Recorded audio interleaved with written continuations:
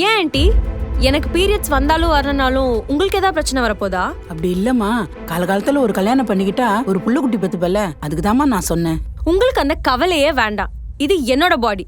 Periods வரதோ வராததோ அது nature. அது எப்ப வரணுமோ அது அப்ப வந்துக்கிட்டோம். நானும் இதை நினைச்சு நிறைய நாள் ஃபீல் பண்ணிருக்கேன் ஆண்டி. எங்க நம்ம கடைசி வரைக்கும் இப்படியே இருந்துட போறோமோன்னு. எனக்கு குழந்தைங்கன்னா ரொம்ப பிடிக்கும். அந்த குழந்தைய பெத்துக்கிற குவாலிட்டிஸ் கூட எனக்கு இல்லைன்னு நான் நிறைய நாள் ஃபீல் பண்ணி அழுதுருக்கேன். அழுது புலம்புனதெல்லாம் போதும். நான் கடைசி வரைக்கும் பெரிய மனுஷியாவே ஆகலனாலும் பரவாயில்ல, நான் ஒன்றும் செத்துற மாட்டேன். அண்ட் அப்படியே எனக்கு குழந்தை வேணும்னாலும் நான் அடாப்ட் பண்ணிக்கிறேன் ஆண்டி. எனக்கு அந்த குழந்தைய வளர்க்குற குவாலிட்டிஸ் நிறையா இருக்கு. ஸோ இது என்னோட லைஃப், நான் பார்த்துக்கிறேன். அண்ட் அது மட்டும் இல்லாமல் எங்கள் அம்மா இது வரைக்கும் ஒரு நாள் கூட அவங்க கஷ்டத்தை காமிக்காம எனக்கு அவ்வளோ சப்போர்ட் பண்ணியிருக்காங்க. எனக்கு அவங்களோட கேர் மட்டும் போதும். உங்கள் யாரோட அன்பும் அக்கறையும் எனக்கு தேவையே இல்லை. வைஷு,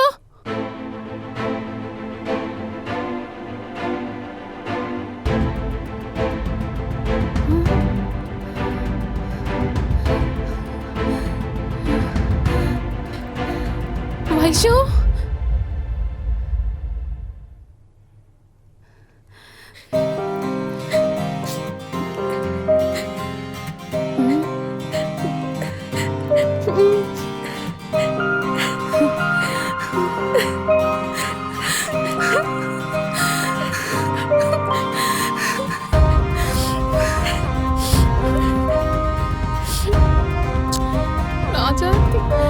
நீ இங்கே இரு, வெளியில வந்துடாத.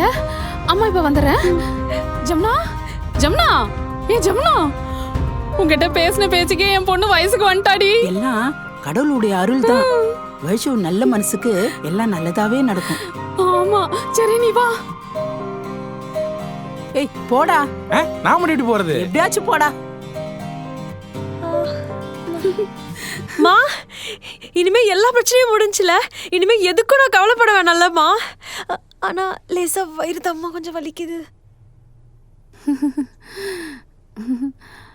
ஆமா ஆமா, இனிமே நான் ஹாப்பியா இருப்பேன்.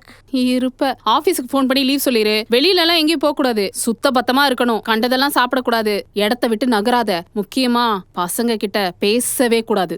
மா, சின்ன வயசா இருந்தா நீ சொல்றதெல்லாம் ஓகே. இந்த வயசுலயுமா? எந்த வயசுனாலும் இப்படித்தான். அப்புறம் இரு, நான் போய் முட்டையும் நல்லெண்ணையும் எடுத்துட்டு வந்துடுறேன். ரெண்டையும் குடிக்கணும். மாமா, அதெல்லாம் எப்படிமா சாப்பிடுறது? வேணாம்மா. சாப்பிடணும், சாப்பிட்டுதான் ஆகணும். அம்மா